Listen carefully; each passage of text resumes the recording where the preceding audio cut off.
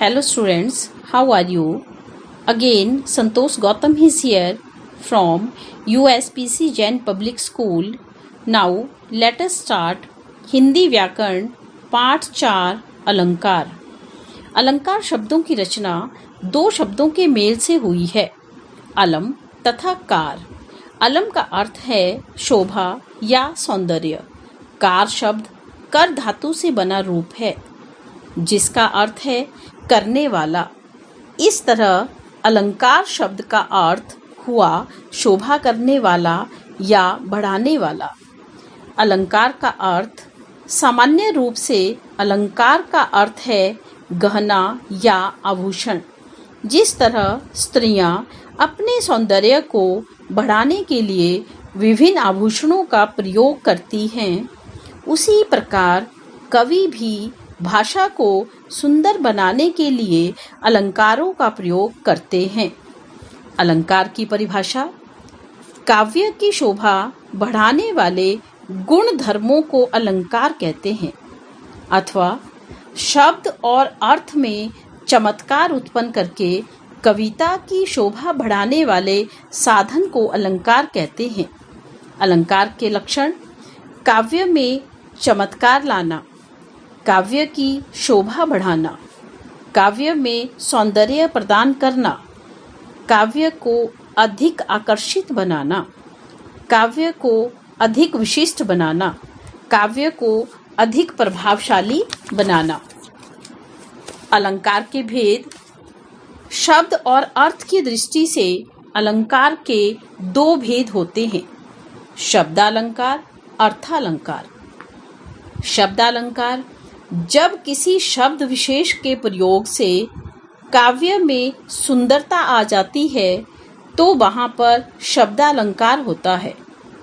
शब्दालंकार के मुख्य रूप से तीन भेद होते हैं, अनुप्रास अलंकार, यमक अलंकार, श्लेष अलंकार।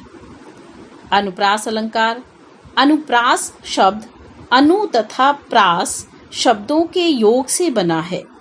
अनु का अर्थ है बार बार तथा प्रास का अर्थ है वर्ण। जब काव्य में किसी वर्ण की एक से अधिक बार आवृत्ति होती है तो वहाँ पर अनुप्रास अलंकार होता है। जैसे तरनी तनुजा तट तमाल तरुवर बहु छाए। यहाँ पर त वर्ण की आवृत्ति बार बार हुई है, अतः अनुप्रास अलंकार है।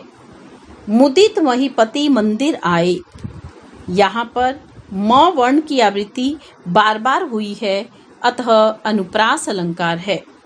चारु चंद्र की चंचल किरणें। यहाँ पर च वर्ण की आवृत्ति बार बार हुई है, अतः अनुप्रास अलंकार है। सुन सिय सत्य असीस हमारी। यहाँ पर स वर्ण की आवृत्ति बार बार हुई है, अतः अनुप्रास अलंकार है।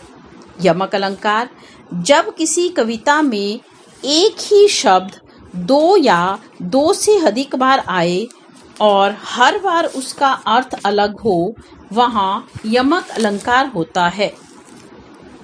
जैसे कनक कनकते सौगुनी माधकता अधिकाए, वाखाए बोराए नर बापाए बोराए।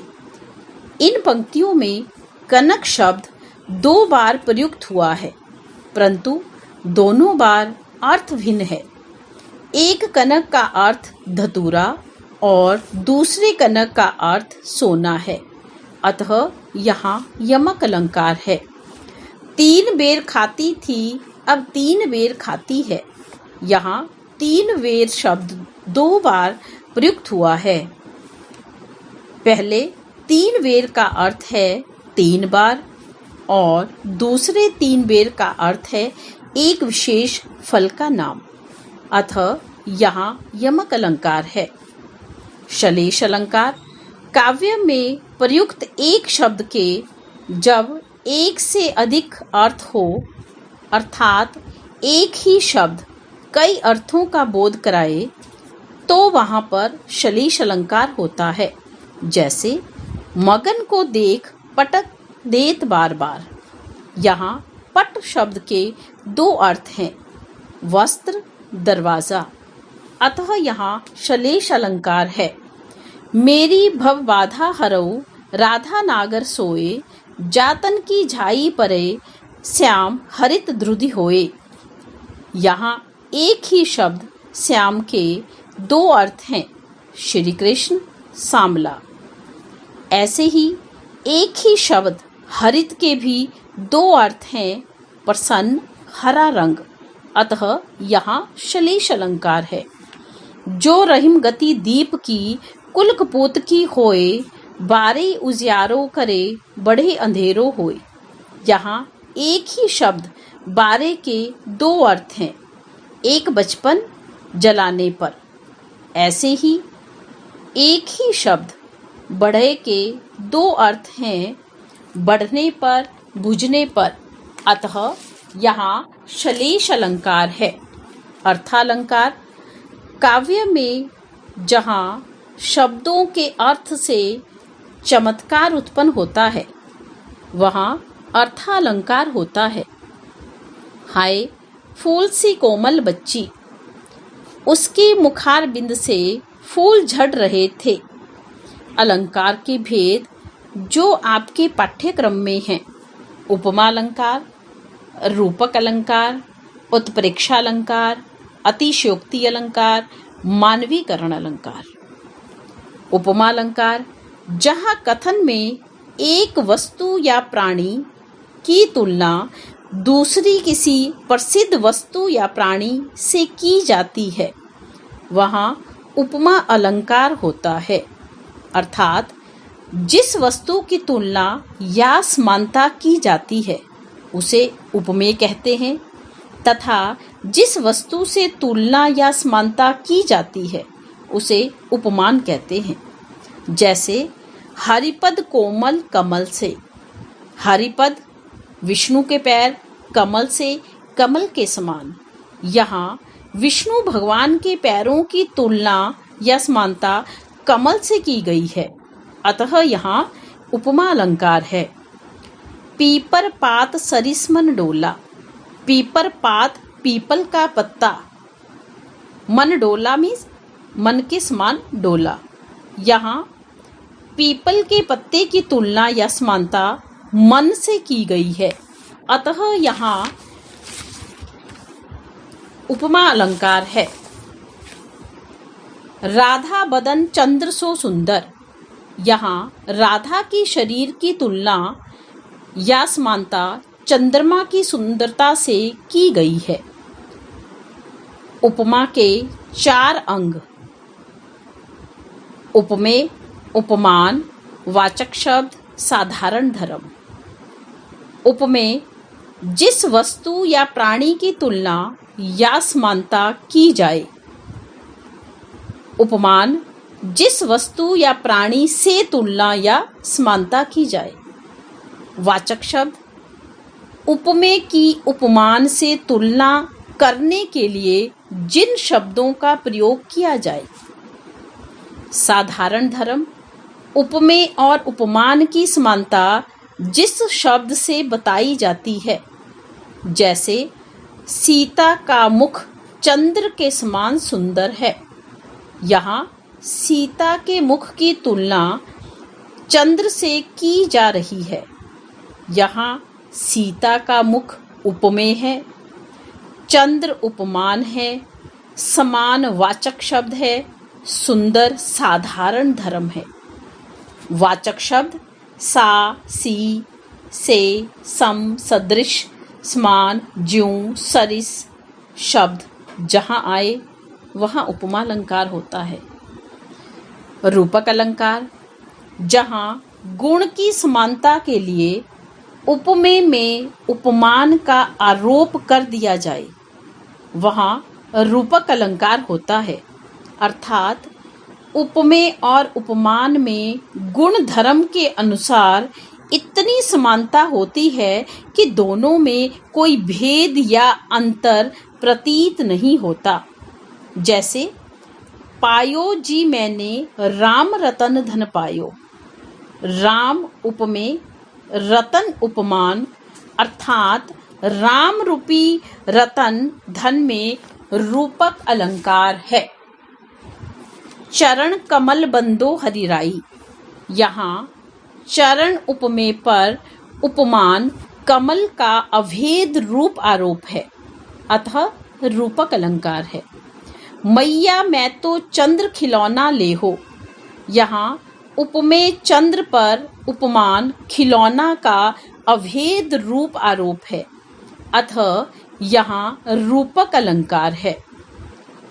उत्प्रेक्षा अलंकार, जहाँ उपमेय पर उपमान का भेद रूप आरोप होता है, अर्थात उपमेय को उपमान जैसा मान लिया जाता है। जैसे सोहत ओढ़े पीतपट श्याम सलोने गात, मनो नीलमणि शैल पर आतप पर्यो प्रभात।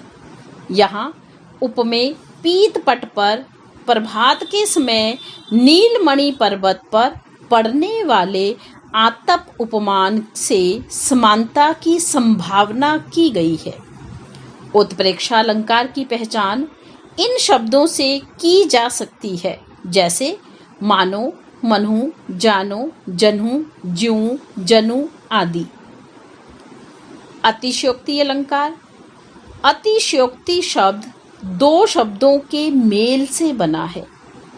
अतिशय जमा उक्ति, जिसका अर्थ है बढ़ चढ़कर बोलना। जहाँ किसी वस्तु, पदार्थ या कथन का वर्णन लोक सीमा से बढ़ा चढ़ाकर किया जाए, वहाँ अतिशयोक्ति अलंकार होता है। जैसे हनुमान की पूंछ में लग ना पाई आग, लंका सिगरी जल गई, गए निशाचर भाग। यहाँ हनुमान की पूंछ में आग लगी भी नहीं और सारी लंका जल गई, अतः यहाँ अतिशयोक्ति अलंकार है। देखी सुदामा की दीन दशा, करुणा करके करुणा निधि रोए। पानी पराद कऊ हाथ छुओ नहीं, नैनन के जल सो पग धोए। यहाँ आँखों से गिरते आंसुओं को अब्रिल धारा के रूप में प्रस्तुत किया है, जिसके कारण सुदामा के पैर धोने के लिए अन्य जल की आवश्यकता ही नहीं पड़ी, अतः अतिशयोक्ति अलंकार है।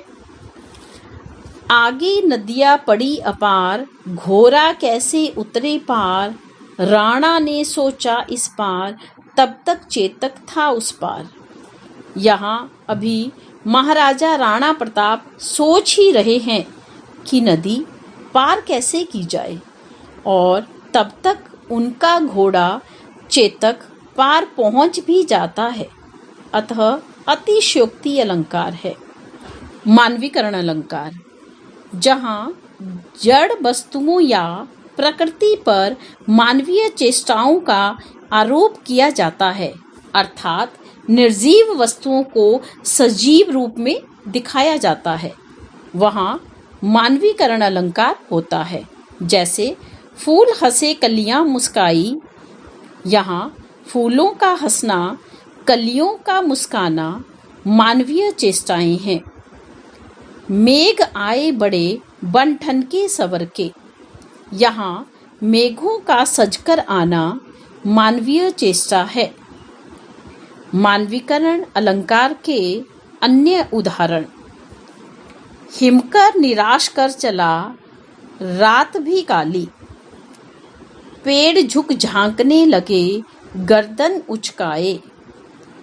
है कई पत्थर किनारे, पी रहे चुपचाप पानी। इन सभी उदाहरणों में मानवीय चेष्टाएं हैं, अतः यहाँ मानवीकरण अलंकार है। अगली वीडियो में हम पढ़ेंगे समास और इसके भेद। आपकी सुरक्षा आपके हाथों में है। All the best.